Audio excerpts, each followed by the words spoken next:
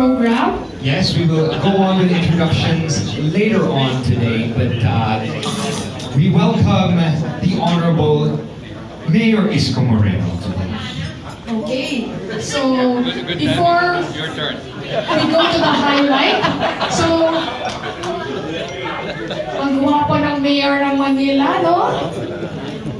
Ang gwapo talaga. Anyway, so before we start, may I call on the President of Harvard OPM. First, Mayor Isko, thank you so much for gracing our event. So, maybe we can have William. Can we give a big warm round of applause to our President, Mr. William Tiulin. It was perfect for the end of introductions. Thank you so much, Mr. Williams. Again, good evening. So, I'm the one to introduce our guest speaker. Okay, Mayor Francisco Isko Moreno Dumagosco started early in politics and became elected city councilor, the youngest ever elected city vice mayor, and the youngest ever elected mayor of City of Manila. He is 27 mayor of Manila. His vibrant transformation story has captivated the imaginations of many people in the country, business leaders and foreign diplomats. U.S. Ambassador Sun Kim described him the total rock star. Mayor Isko Moreno served as Manila Vice Mayor for 9 years and was already a member of Sangguniang Palunsod while he was only 23 years old. Mayor Isko finished his 3 terms as councilor. Despite his humbling beginning, Mayor Isko pursued and nourished his unwavering passion for learning. Not only he read books, especially about the great world leaders, but also appreciate the value of think tanks. I thought that's Shark Tanks. Think tank pala yun. In 2012, Mayor Isko attended the Executive Education Program at John F. Kennedy School of Government and in Harvard University. A year later, he finished the Emerging Leaders Executive Program. Also in JFK School of Government and in Harvard University.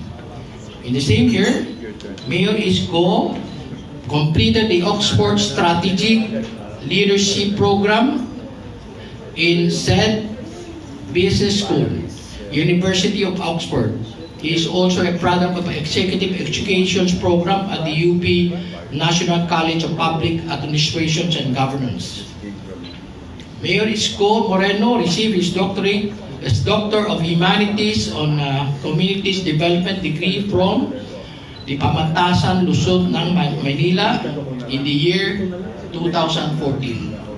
A fitting recognition for his 18 years of community service while serving Manila as City Councilor and Vice Mayor.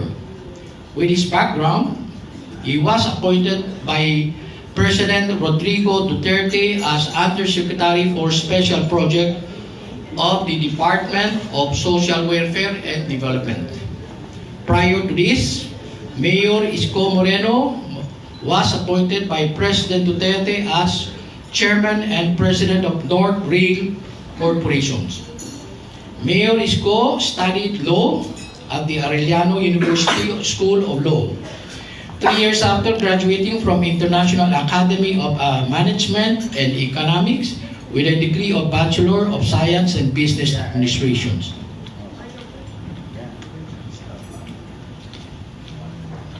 Some of the prestigious awards and recognition he received include the Most Outstanding Filipino in the Field of Public Service Award, and from Gawad America Foundations, an institution based in Hollywood, California, USA. and as one of the top 10 Who Matters by People Asia magazines. Ladies and gentlemen, it is my distinct honor to present to you the man who grew up in slums of Tondo and who is now tasked to rebuild capital city of the country, the Honorable Francisco Isko Moreno Dumagoso, the Mayor of Manila. And I would like to add our future leader. Okay.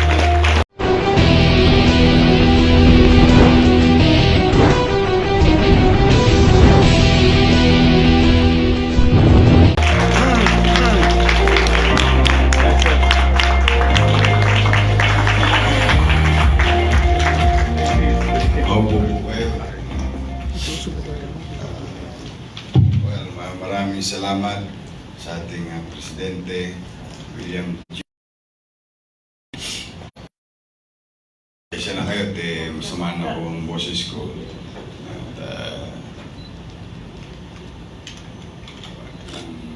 At ilang linggo na rin na walang komportableng tulog. But you know, as I have always saying, lagi kong sinasabi na huwag yung tindihin nyo walang tulog. Intindihin nyo walang gising. Mr. Danny Basco, Vice President. Ms. Jen Uy, Secretary. Mr. Han Uttam Chandani. I hope I pronounce it right. Perfect. Treasurer.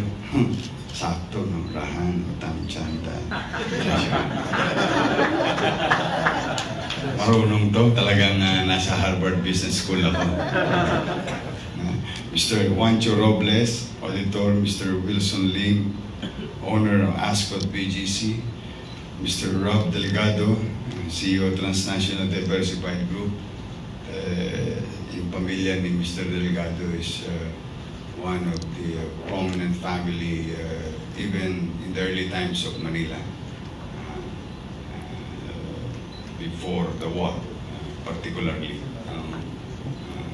early 1900.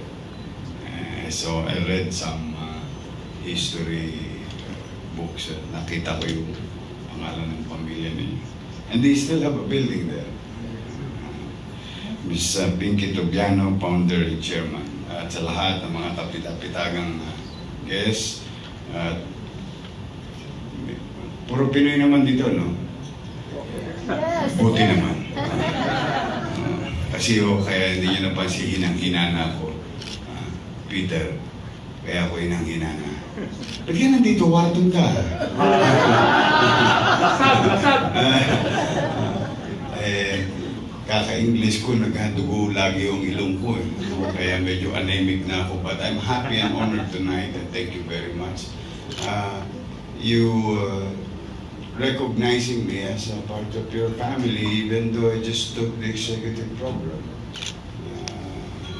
I was, swerte ko lang, sayang nga, but hindi lang talaga ako pinayagan ng panahon. Mr. Howitz, during a few days before the end of the program, I was asked by Mr. Howitz, my professor, said, why don't I take the MBA program?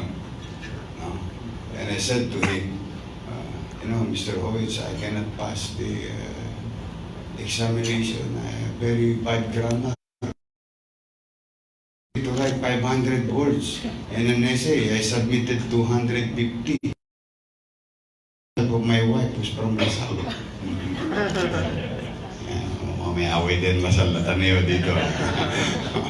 And no. Qualify you twice already. Sabi ko, excited na ako, no? Akalain mo sabi niya, you have to stay for 1 year. I'm sorry, Mr. Howitz. I'll be expelled from public office because at the time I was Vice Mayor then of the city of Manila. So talagang pinanggigilan ko yan, yung eskwelahan na yan. Because minulat niya ng mata ko. Kaya lang, hindi lang kayo masyadong makaka-relate. Kasi kayong mga nandito, nasa kabilang dako ng ilog kayo. Katapat ng JFK School of Government is the business school. Where the same professor, if I'm not mistaken, the same professor, Mr. Howitz, also teaches in business school. I mean, how can you deal with that? You're teaching business school at the same time teaching government and making policy that contradicts against each other. I mean, magkaiba yun. That's why sometimes kind of question from my students. But you know, having said that, swerte ko kasi yung JFK na yan, talagang ano lang yan, resulta lang yan ng pagnanais ko na matuto. Kasi kung hindi niya naitatanong, nung ako'y pumasok sa pamahalaan, noong 1998 at a very young age, although I know you believe that I'm still young, but I'm 45 already. Parang ayaw niyo maniwala. Mukhang na ako 19, ano? Naintindihan niyo na yan. So I was,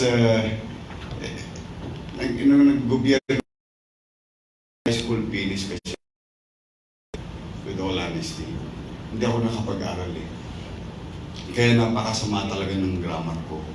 Kasi talagang ang naging eskwelahan ko magbasa. Magbasa na magbasa na magbasa na magbasa. Hanggang sa nakakabuo na ako ng isang sentence, tapos minsan nung araw pag may kausap akong onax, tumitira ako ng 2 shot. Pampalakas ang loob. Nung kalaunan, unti-unti na, through the years. So, kaya naman ako nagnais na mag-aral muli. Dala ng nakutya, nakatigil kasi ako ng masakit na salita at that time. I don't know if you're familiar talaga with my life. Napagsalitaan na ako na, wala yan. Artista lang yan eh. Pa-cute-cute lang yan. Wala, yung pati kakyutan ko kasi. Wala, bobo yan. On the floor. And I really wanted them to stop, but they're true. I mean, it's true na ako'y hindi nag-aral. Kaya bumalik ako sa kolehiyo. Maraming salamat kay Vice Mayor Danny Lacuna, who is the father of Honey. Siya ang nagikayat sa akin mag-aral muli. At nung madali ko naman, nakachamba naman ako, nakapagtapos ako ng kolehiyo. Then, sabi ko, masarap po mag-aral Again, I was fortunate to be accepted in Arellano School of Law. Then, along the way, one day, I received a letter coming from U.S. Embassy. Na ako nakita program. Ayun na, tapos namili na ako ng course. Gabi yun, madaling araw nangyari ang lahat. Talagang nung makita ko yun, ang dali lang pala sa Harvard. Paano ko naman hindi madadalihan? Kaya nga doon sa mga nakikinig, lalo sa mga waiter, madali lang mo pumasok sa Harvard, huwag kayo maniwala sa mga to. Napakadali lang. Alam mo unang tanong? Name. Second question, address. Akala ko makakalimutan ko, hindi ko pa masagutan yun. But you know, the biggest challenge, I'm just trying to share to you that ito na, yung reality. Second page, ayun na. Nag-essay na. Sabi ko, ito na ako. Hindi ko na pwedeng ikubli ang sarili ko. So I did. I tried. And with the help, nung kalagitnaan ng madaling araw, ginigising ko yung misis ko. Dahil yung misis ko ay Lasalista, magaling siya mag-English. She's an economic student. May mga tinatanong ako sa kanya because I really wanted to express myself in that essay. And fortunately, after a week yun, naka-receive ako ng letter. Ang pinakamasayang gabi ko sa lobby ng hotel. It was Hyatt Hotel in Manila. Now, kung yata pangalan nun, Sofitel na. No, sa Manila. New World, no? Yung sinabi doon, no?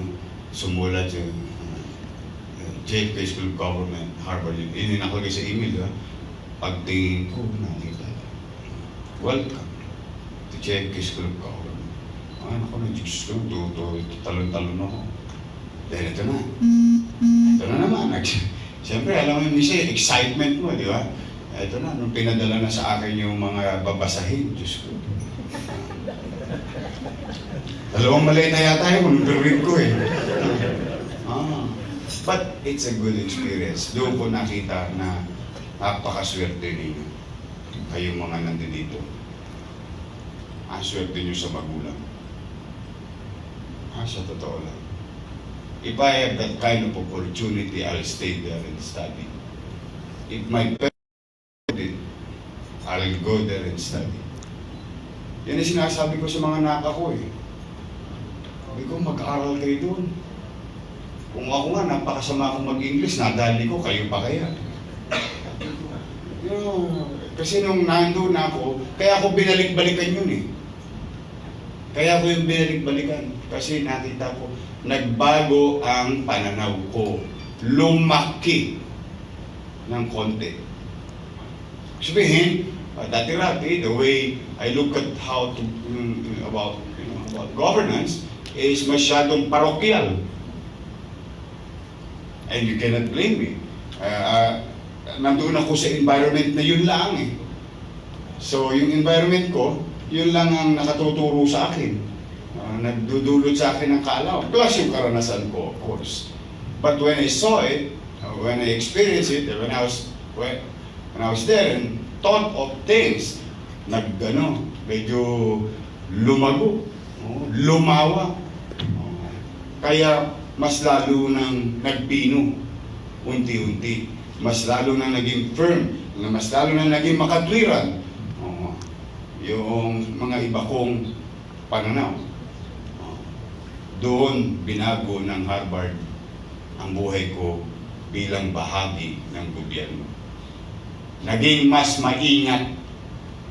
Hindi na pwedeng mga kapri-kapritso lang. Hindi na pwedeng dahil kayo may kapangyarihan gagamitin mo na lamang ng baliwala. Hindi. Napakabisa pala ng laway ng isang politiko kung gagamitin tama. Siya rin naman bisa kung siya'y magiging to enrich himself or herself. Kaya ikinalulugod na bagay na naswertehan ko naman. At ako lagi yan, ina-advise ko yan sa iba kong mga kasama sa pamahalaan. Sabi ko, tumira kayo doon. Sayang. Sayang opportunity. Never stop. Katulad din niya.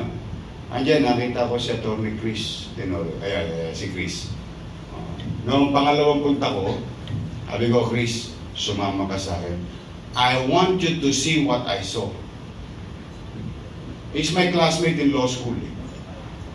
Magkaklase kami, magkabatch kami, magkaklase kami. Sabi ko, sumama ka sa akin, makikita mo yung sinasabi kong nag-iba yung pananaw ko.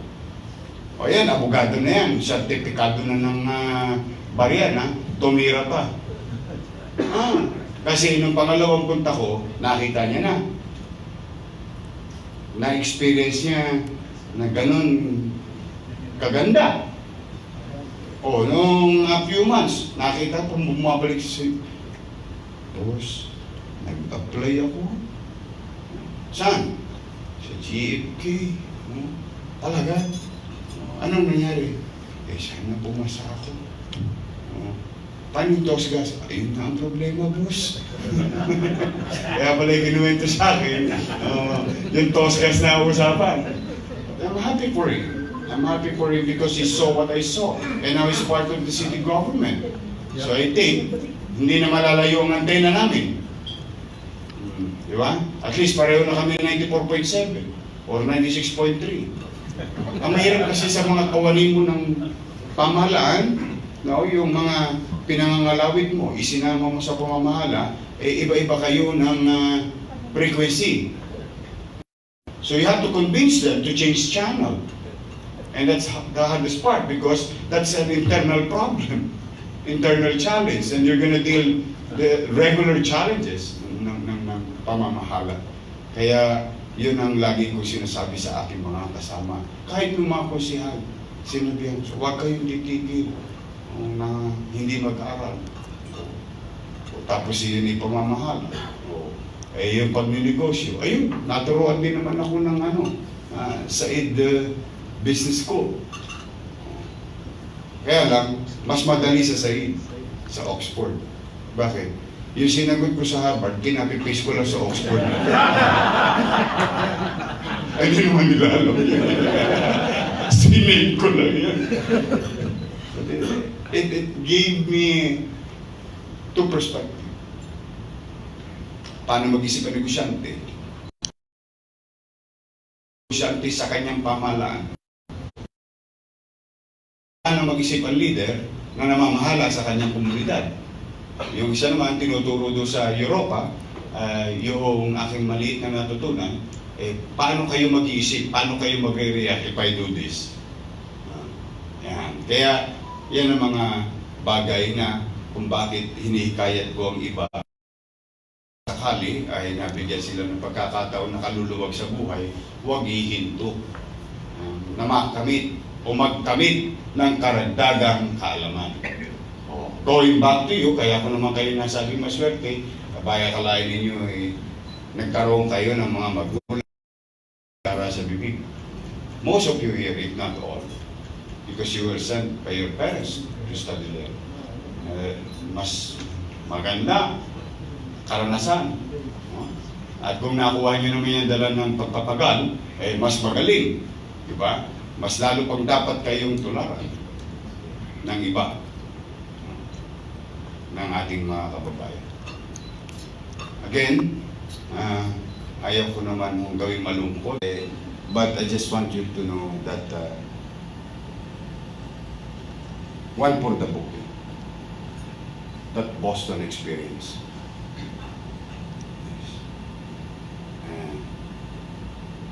One way or another, it defines my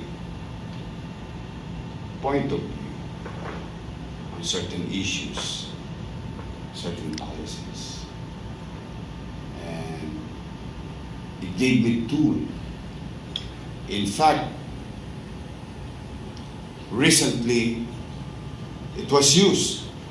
Kalahin mo nakabangko lang. Ganun pala yun, ano? Yung mga hindi mo inaakalang mga tinuro sa'yo, bigla mo nalang magagamit in a given situation. Yes, it happened. It happened recently, and the training and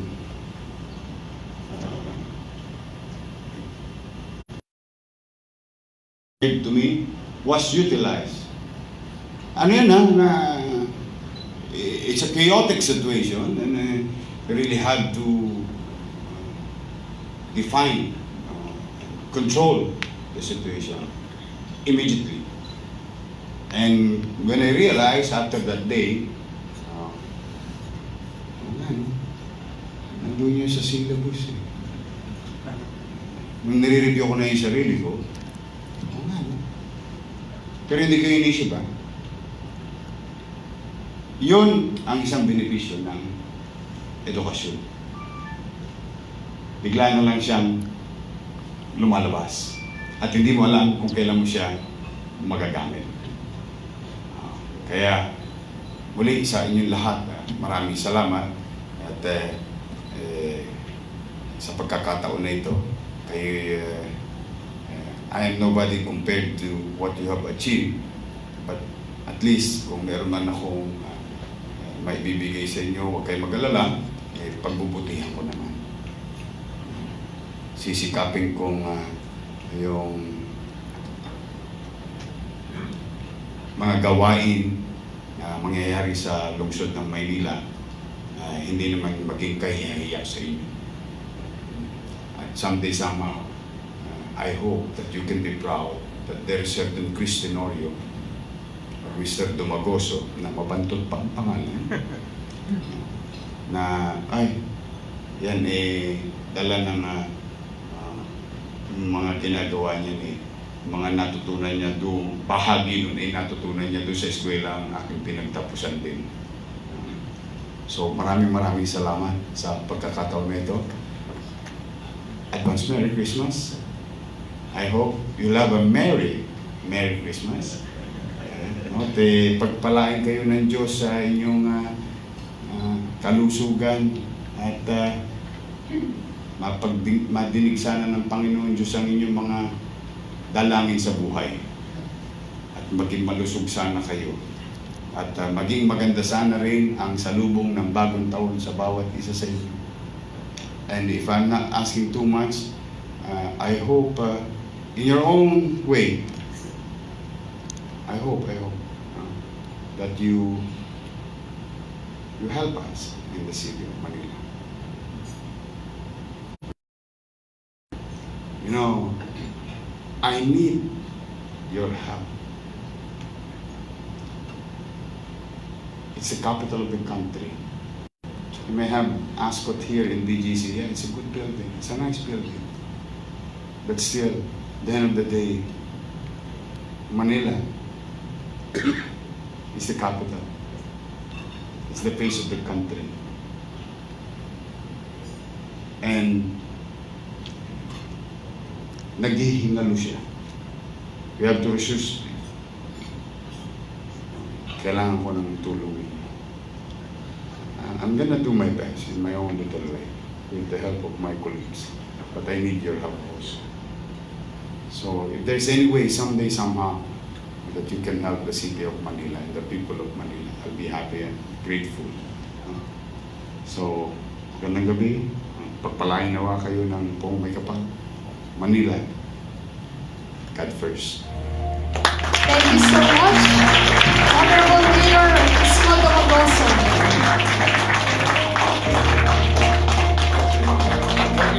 Okay.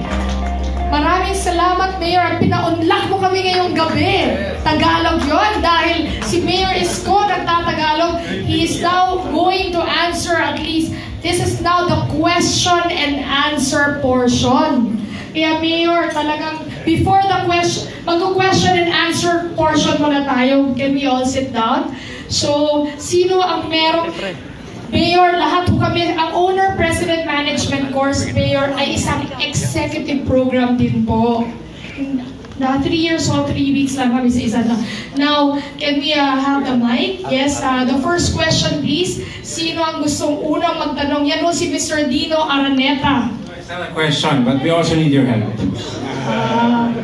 Thank you also. Thank you. Okay. So, Mayor, lahat po kami dito ay talagang inaasahan mo yung tutulong sa City of Manila at napaunlak mo rin kami ngayong gabi. Napaunlakan. Napaunlakan. Nagtatry naman po, sir. Actually, we have one more question over here. Okay, question? Yeah, Robert? magandang gabi, Mayor Isko na lang po. Isko. Okay. Maraming salamat sa pagdalo niyo sa aming imbitasyon. Ako po ay taal na taga Sampaloc. Maynila. Pinanganak ako sa UST, doon ako bininyagan, doon din ako nagpakasal, doon din ako nag-aaral. Parang sising-sisig kayo doon sa panahon. Ang galing niyo manghula.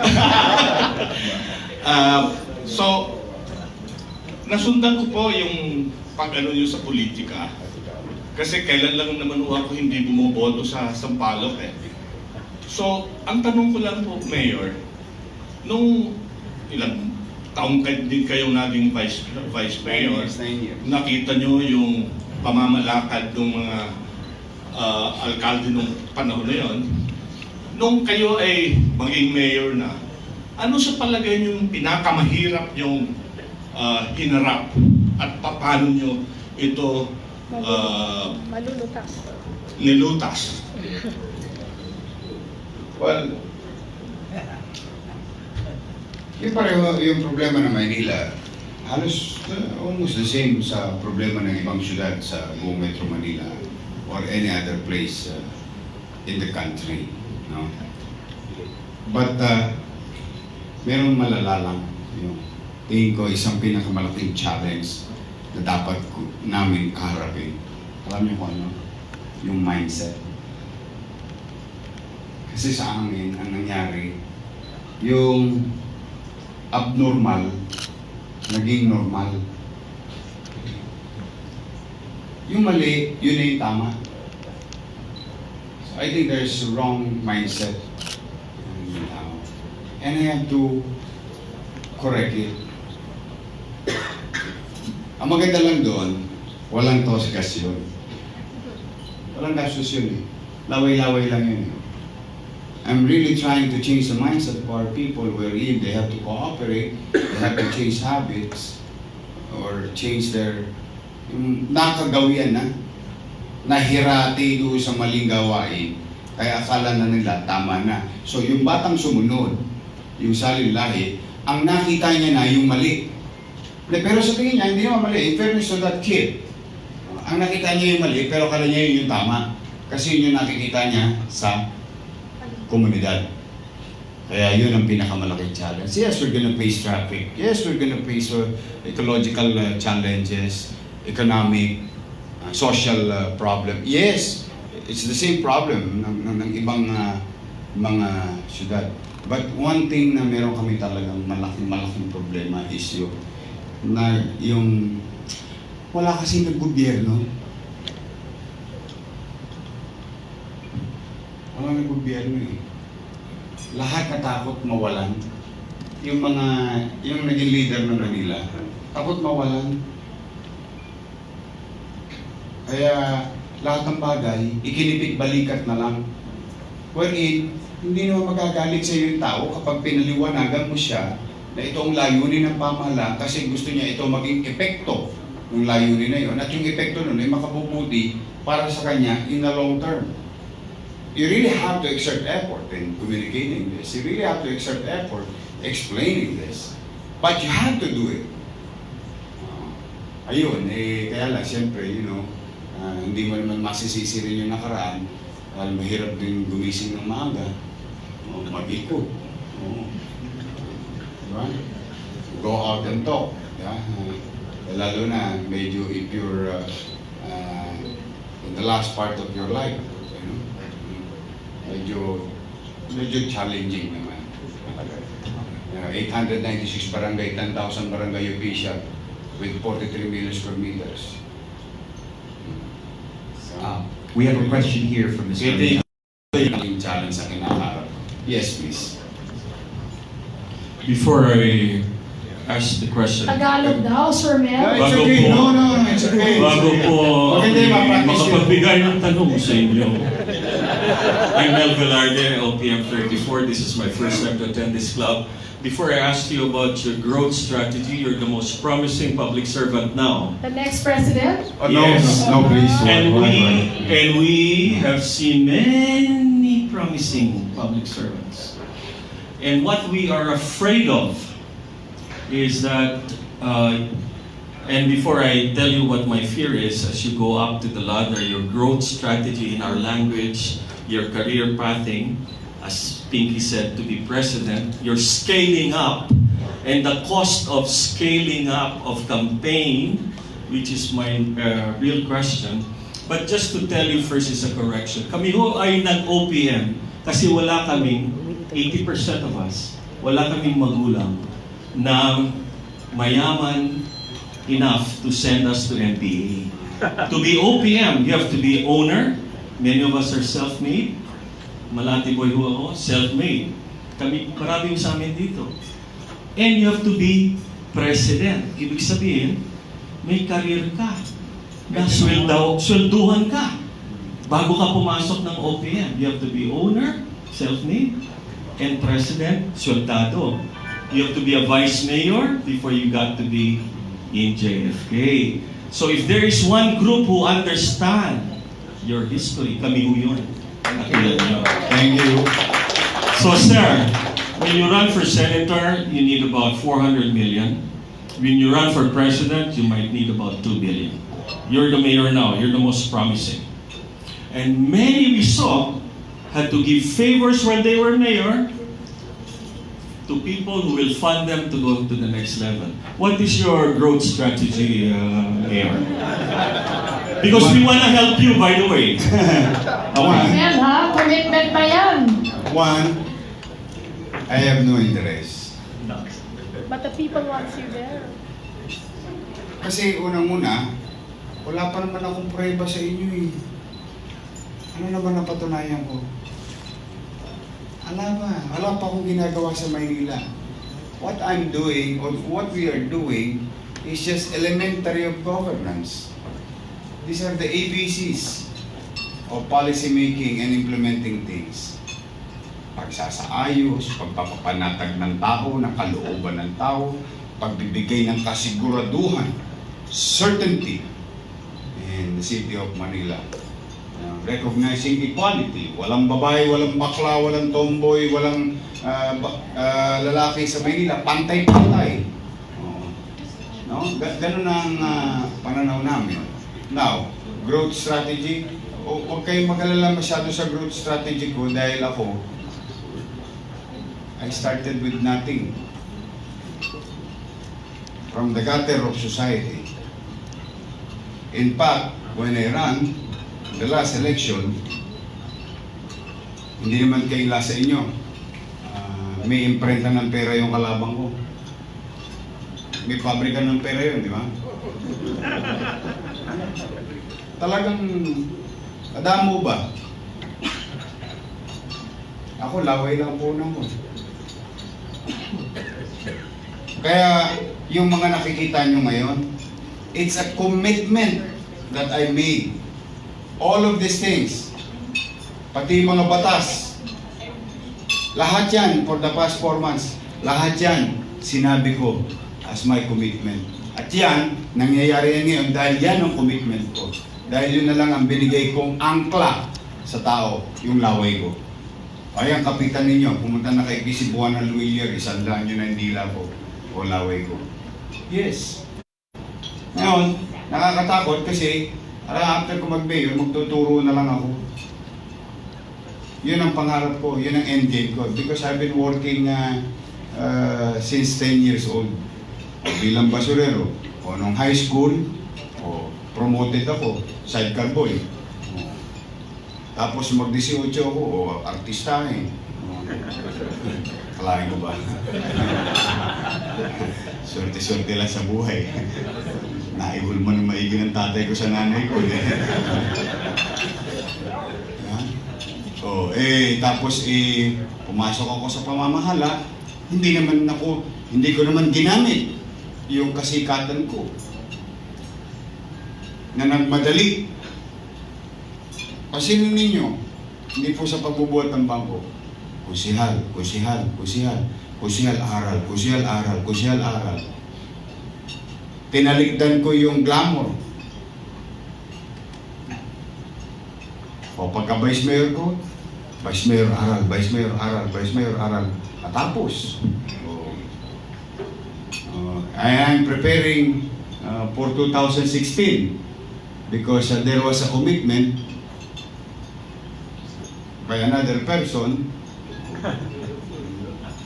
But sabi nga namin ni Councilor Letlet Circle, Councilor Letlet Circle, sige, from 3rd District.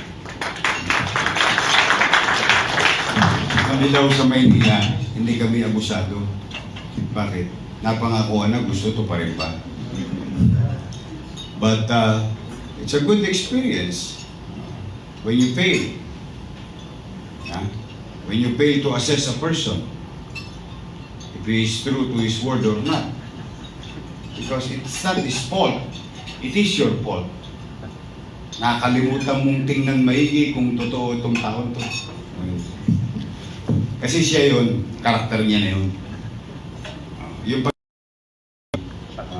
kapanganakan yun. Naikukubli lang, nalalagyan lang ng cutex minsan, nalalagyan lang ng makeup minsan, o naayos lang minsan. Pero hindi, yun yun. Kaya hindi mo na siya pwede i-blame. Ikaw yung nagkamali kasi inassess mo siya. Akala mo magtitino, o yun pala hindi pa rin. So, after that, again, sinuwerte pa rin ako. Akalain mo, allows na ako. Ordinary mamamayan na ako. One day, I was asked to be part of history when they opened the peace talk between CPP, NPA, NDF, and government panel. When I was asked to participate, thank you very much to Jose Maria Sison, Professor Jose Maria Sison. I was asked to be part of the observer in the NDF side. Why am I grateful? Because I saw another point of view. Because yung grateful is because of the experience. To understand why. Then after so many occasions, ginawa kong Quiapo yung Europe. Bravo, nilimasin ko biyahe dun. It's a good experience and it brought me another experience. Why? Magandang Europe, like Manila, no? Yan, actually, mga nangyayari ngayon. Ano lang yun, kopya-kopya lang yun eh. With all honesty. Then, pagbalik ko dito, natigil ang pisto, I was appointed by the President. I'm not even a party mate. I'm not even a party mate. But I was given a chance by the President to head one of the largest corporations. North Rail Luzon Corporation, being the chairman and president. Then a few months thereafter, biglang ginawa akong undersecretary for DSWD. Kaya talagang tadhana, hindi mo maiano eh. Allows ka na, naibalik ka pa, naturally. So, to cut the long story short, with what you call growth, gusto ko maging passive muna. Or yung medyo malayo pa. Kung wala naman akong ginagawa, o kaya ko nang puntahan yun. No? Halimbawa, meron ka talagang gustong tumbukin. But for the meantime, I think I owe it to the people of Manila. I owe it to him. He's from Sampaloc. Yes. I owe it to him to serve him better, to be efficient, to be better. Kasi kung wala ang taga Maynila, wala ko dito sa harapan niyo ngayong gabi. Kaya ako araw-araw na ginawa ng Diyos, awat siya, nakalooban niya ako ng lakas ng pangangatwa. Araw-araw na ginawa ng Diyos, wala na akong inisip. Kundi paano ko mapagbubuti ang aming paglilingkod, paano ko mapapataas ang antas ng pamumuhay ng tao sa lungsod ng Maynila. Literal, economically speaking, and mentally. Magkaroon ng dignidad. Kahit mahirap, kahit middle class, kahit mayaman. Pwede yan. No? So, kaya ala pa sa radar ko yun. With all honesty. I'm being honest. So, ngayon naman, huwag niyo masyadong ipag-iit yun. Bakit? May galit kayo sa akin nun. Alam niyo bakit? Di, siyempre, iinit ang ulo sa akin lahat na nangangarap doon. Alam mo, the deadliest virtue, if you may call that virtue, is envy. Ako, delikado yun, nakamamatay yun. Naatake sa puso ibang tao doon, yung tumutulo laway. Diyos ko, ayaw ko talaga. Kasi maawa kayo sa amin sa Maynila. Kapag ako'y pinagtulong-tulungan. Pagtutulungan ako ng mga yan. Kasi kung masasagasaan ko yung interest nilang politikal, ako na magiging pinakamasamang tao sa mata ninyo. Sa totoo lang. Sa mababasa ninyo. Whether totoo o hindi, basta durog-durog ang kaluluwa ko. Hindi nyo ako makikita. Pira-piraso. Dinaan nyo ako sa grinder. Ganyan ang gagawin sa akin. Kaya, makiusap naman. Ano muna tayo? Focus muna tayo sa Manila. So, then, I did not even plan this. I want to be a ship captain. I swear to God. I want to be a ship captain. Kasi gusto ko talagang maging kapitan ng barko kasi alam ko yayaman ako eh. Kasi yung mga kapitbahay ko naging seaman, yumaman eh. Although yung ibang kababata ko naging seaman din. Si Mandurukot na lang.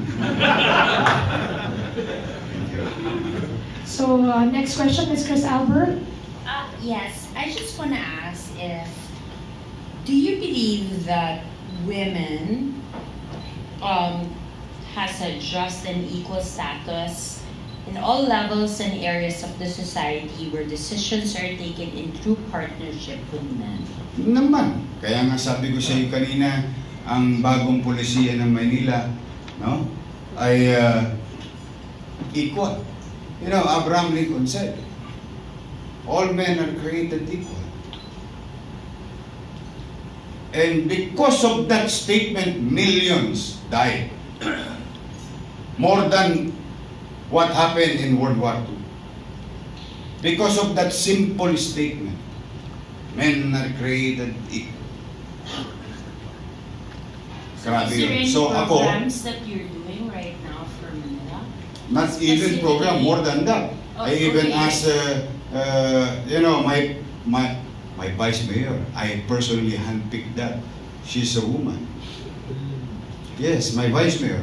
My colleagues, most of, even in the precinct level. Alam mo yung presinto namin? When I was given a task to this is not facts, no? These are facts already. When I was given a chance to do the traffic, to address the traffic, I personally handpicked also a major, a woman, major. Police, babae. Mas masarap eh. Alam niyo bakit? Mas masarap ang babae. Eh, hindi nalalagyan. Ay, napakahirap kausapin. Napakahigpit.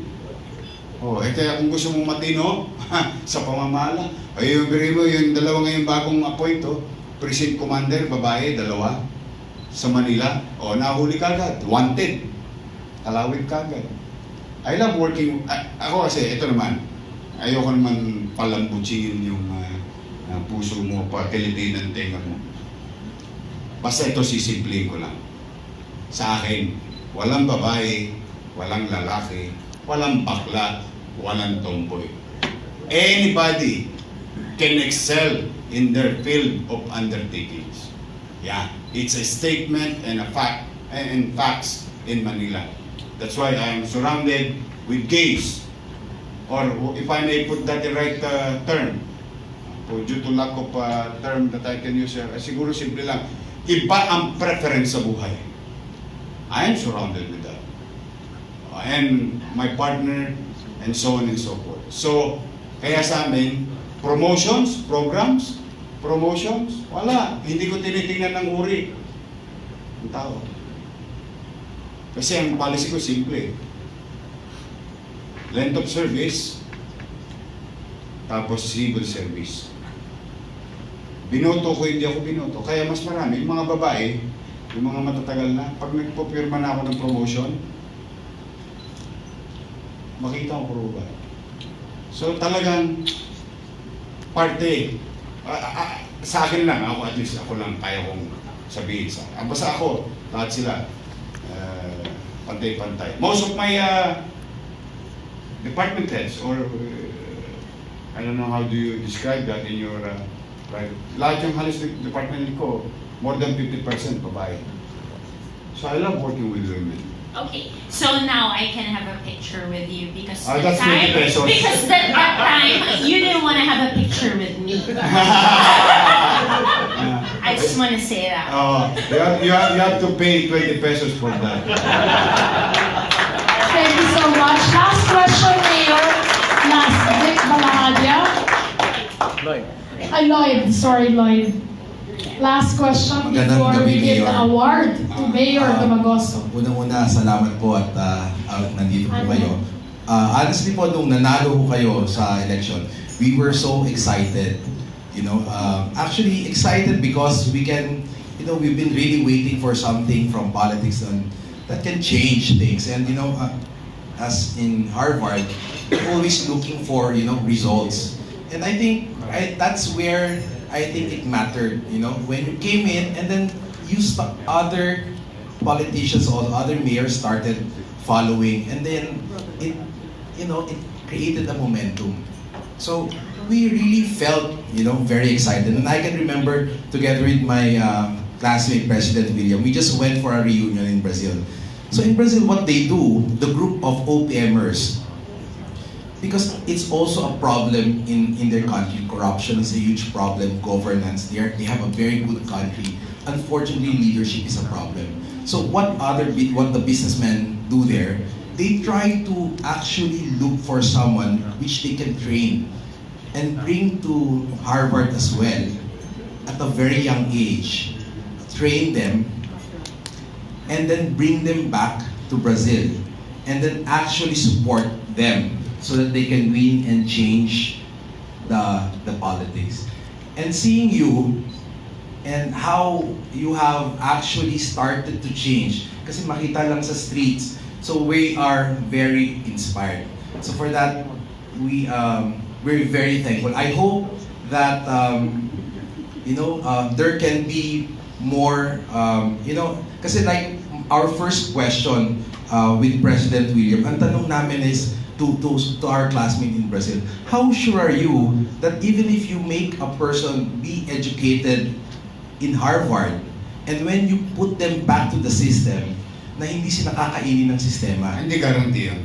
Kasi, yun yung sometimes for us when we travel and we're in business, we can't help but compare, bakit ganito sa ibang bansa. And it all boils down to governance in terms of leadership. And sometimes you get frustrated and you want a generation a new breed to come in and that we can support. And at Harvard po, hindi lang naman po business ang like Harvard Business School. Like when you attend yung sa OPMR, now it's being thought that if you can hit two birds with one stone in business, that one is business and one is to provide social benefit, magiging mabuti. Kaya nga po, one of our projects right now, although we are in the business of pharmaceutical, we created my wife is into hemodialysis. We found out that when you have a hospital or a dialysis, when they collect the trash, they actually do not destroy it. They actually put it in a i-autoclave muna nila. So when they collect something, I think when they collect a particular trash, they put it in an autoclave para mamatay yung bacteria, and then they put it in the landfill. And sometimes, if the transporter is not, you see some of those trash in the sea. So actually, when we saw that there's a problem here, we tried to align some of what we are doing. So right now, this January, we are setting up a gasification plant that can burn it's not burning, it's gasification up to 5,000 degrees Celsius. So you've asked, I know there are several hospitals in Manila, and maybe as a support coming from Harvard OPM, together with my family, we will be destroying for free at least for the first 100 kgs for each of the hospital in Manila. So we have a very big gasification plant as our support to Manila. Instead of putting to the landfill, maybe just as a start, the first 100 kgs of medical waste,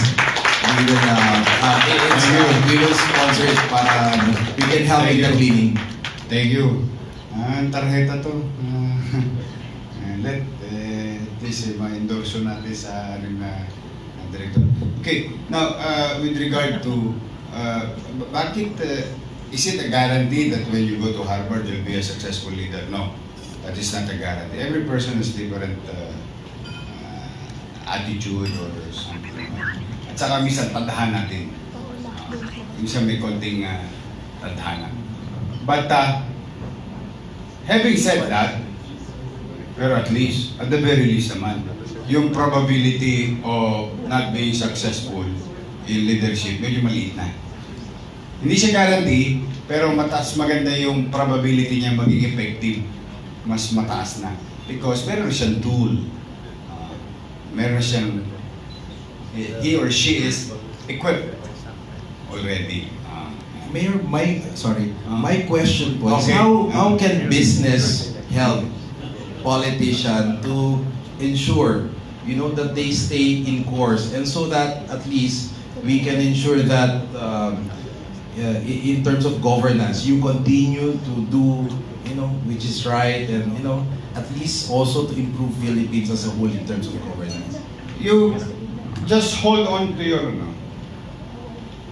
no matter what you're going to hear later on, no matter what you're going to, but anyway, kung ano man ang mapabalita, kung talagang naniniwala ka doon sa tao na yun, hold on to it. Because in our world, dito makaapa ka lang ng echas, balita na bukas. At naapakan mo lang, yun na yung baho ng buong katawan mo. At ang tendency, a lot doesn't know how to discern. Sad to say. Mas powerful ang sasabihin nung kakilala niya, nung kaibigan niya, kaysa doon sa paniwala niya. Mas madali siyang persuade. Kaya, paano kayo makakatulong? Kung talagang kayo may pinaniwalaan mo tao, ay pinaniwalaang tao, no? Hold on to it. All the way. No matter what. Kasi, kung hindi, minsan na, alam mo, yung mangga, punong-puno na ng bunga, inaalog yun. Para mahulog nila yung bunga na yun. Ganun ang minsan ng buhay namin. Sad to say, but ako naman, as much as possible, I'm trying to be open. In fact, one of the first, it is the first executive order that I signed is open governance. Kaya kala ninyo yung napapanood nyo sa Facebook, propagation. Hindi. Inclusion yun. Isinasama ko ang tao sa pamamahala para makita ng tao yung kanyang pagkukulang at responsibilidad at makita ng tao anong pagkukulang namin bilang pamahalaan na dapat namin tukdin. So both ways, because of the technology existing for free. So may bahagi sa utaw, may bahagi sa gobyerno. Yun yung purpose mo. And because of that, katulad a few days ago, may nag-message sa akin. Kasi open kami. Kaya lang, siyempre, inaatado namin, prioritization tayo. May nagbebenta ng fake na senior citizen. May nagbebenta ng fake na ID na senior citizen. Fake na PWDs. Yes. Then, we did the surveillance because of the information given by the public now. Ito pa pala isang swerte namin ngayon sa Maynila. Naku, yung mga tao nagsusumbong na. Nagpa-participate na yung tao muli. Alam niyo kung anong bisa nun? Ibig sabihin, unti-unti na ulit naniniwala ang tao sa pamahalaan na kapag siya nagsumbong, I hope it's fair and just, pag sila nagsumbong, a-actionan ng pamahalaan. Sinurveillance namin, 5 days. Kanina, na-entrap namin. True, huli namin yung mga makina. Sinong papabor doon? Pabor sa senior citizen yun. Pabor sa PWDs yun. Because we are protecting your interest. That is your interest. Privilege given to you by law, by the state. Only for you, not for them. See? Yun ang... Kaya, dahil sa mga ginagawa na yan, marami din akong naapatang mga interest. So, you will never be popular in their dreams. You'll be part of their midnight affair. Doon ka pagpaplanuhan. Kaya you really have to believe. And lastly, at iiwan ko sa inyo, dahil tingin ko yun na yung balita naman, iiwan ko sa inyo. Tingnan niyo si Mr. Lee Kuan Yew. Research him. Noong una, parang ganito yun. Rearrange, parang mahjong. Ginawa niya sa Singapore. Ginulo niya yung pizza. Ginulo niya yung lamesa. Metaphorically speaking. Tapos sa kanya inayos yung blocks. Noong una, ano sabi sa kanya? Naku, walang puso. Binintangan pa nga siya ng diktador, which is hindi naman. No? Because he won in democratically speaking, in a process known to their state. No? Tapos, meron siya mga hinigpitan. Meron. Tapos hindi siya naging popular sa ilan. Nasaan na Singapore niya? May tubig, wala Singapore. Walang bakal ang Singapore. Walang tubig ang Singapore. Tubig. Humihingi na sila ng tubig sa Johor. Walang police ang Singapore. Walang army ang Singapore. He utilizes the opportunity in the 60s wherein there is an interest from another country and there is an interest, a competing interest in another country, utilize both interests in favor of Singaporeans. Then he did, then he created and built his army. Sabi niya, wala na kaming yamang lupa. Ha? Tatlong lahi pang hindi nagkakaunawaan ang aming demografiya. Sabi niya doon, nung binabasa ko. Ano meron kami? Sabi niya, kailangan walang batang Singapore na hindi nakapag-aral. Ganyan. At walang pamilya Singapore na walang bahay. Pero yun, dalawa lang niya. Lahat sigurado mag-aral. Yan, dissenting panirahan. O, kita mo, akalain mo ilang mga mag-aaral. O, saka pumasok kayo mga investor. O, tapos naging certain.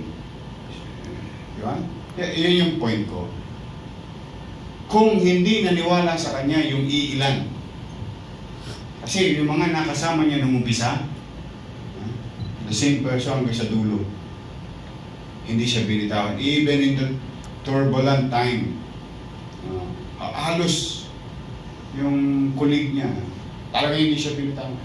O, nung bandang muli, he stopped, step down, relax, watch a movie. Ganda ng Singapore. At ang Singapore ay parang bangkusay ng tundo ng 1950s. See? Kaya kailangan, minsan unorthodox yung leader, no? Parang, ayun nga siya sabi ko yung normal, parang abnormal ang ginagawa. Pero sa totoo, normal lang ang ginagawa ng basic lang. You have to hold on. Yan ang tulong ng negosyante sa mga pinaniniwalaan nilang leader. Yung continue to believe. Total, tumaya ka rin lang naman Tinaya mo na ng paniwala Ditaya mo na lahat. All the way ka na. If everybody will do the same, then no amount of tawag doon not for better word no amount of kahit tag-isa ka pa ng putik. Sort of say, malinaw sa'yo. Hindi totoo yan. Natamaan ka lang yung interest mo. Kaya ka ganyan. Ganyan yun. So, yun ang tulong mo. Kung kakayanin nyo, kung matibay. Kasi the more kayong ganun, the more lumalakas ang loob namin na magbuti. And when you appreciate things, last na lang, when you appreciate things, okay, kasi mas maingay yung iilan. Kaya nga kayo tinawag na silent majority. Kasi napaka-silent nyo. Yeah. Pero you're the majority. But also, remember what Edwin Burke said. For evil, good men to do nothing. So, pag nanahimik kayo, pumapayag kayo. Kaya you have to say your piece. Express yourself. Express your appreciation. Because you will never know. You will never know. Baka may mga leader na nalulugod at nagbubuti, naglalong nag-iigi kapag na-appreciate siya. Baka lang Baka ang tanging drive niya, ang tanging passion niya is when he or she is hearing appreciation. Baka yun ang baterya sa buhay niya. Ay, di lalo magbubuti yun if you express yourself with regard to your appreciation. Yun ang may tutulong niyo pa. Isa. So, magandang gabi sa inyo. Sana yung mga picture. Yeah, maraming salamat Mayor. Before anything else, on the awarding. Okay, Mayor, we just, Mega Sardines just celebrated National Sardines Day last Sunday. And we have a tie-up with Quezon City government. With this, we would like to extend our assistance to the City of Manila for the nutrition needs that your people need. My son is at the back, Marvin, so have contact with them so that let's see how we could help them. You will donate Mega Sardines. That's it. So I hope that with these small gestures, we could do our part. Okay, Mayor? So with this, let's proceed with the awarding. If I may cut you short. Yes, please. Okay. To be honest with you, don't give me sardines. Hindi. Kung tutulong kayo, Okay. o sumama na kayo doon sa direksyon namin. In-city vertical housing program. Immaterial whether it is 1 peso, 2 peso, 5 peso, 10 peso. It doesn't matter. Go there. Tulong nyo, cash, ipangalan nyo sa asosasyon nyo, bibigyan ko yung resibo ng pamahalaan. City of Manila. Ako lang ha. Okay. Total tutulong na rin lang kayo. Itono na natin pare-pareho. Because it's good. Thank you. Bigyan nyo ako ng sardinas, bigyan nyo ako ng bigas. Perahin nyo na lang. Maniwala kayo sa akin, may kakainat naman pa yun. Mababawasan ko pa ang squatter. Because talagang yun ang direksyon ng syudad. At nakakarami na ako marami-rami na ako naipon. All over the world. Mga Pilipino, OFW, saka immigrants. Tosca sila. So anyway, I'm just pinutol lang kita. Yes, thank you. Para at least alam ko na yung hihingin ko kung hihingi naman akong tulong. Thank you thank you. Yes. I appreciate it. So, can we proceed with our awarding? May we call in the board to join us, Mr. Danny Basco, Chris Albert, Jen Uy, Juancho. of course. Okay, please. Kasi yung ginagawa namin. Chris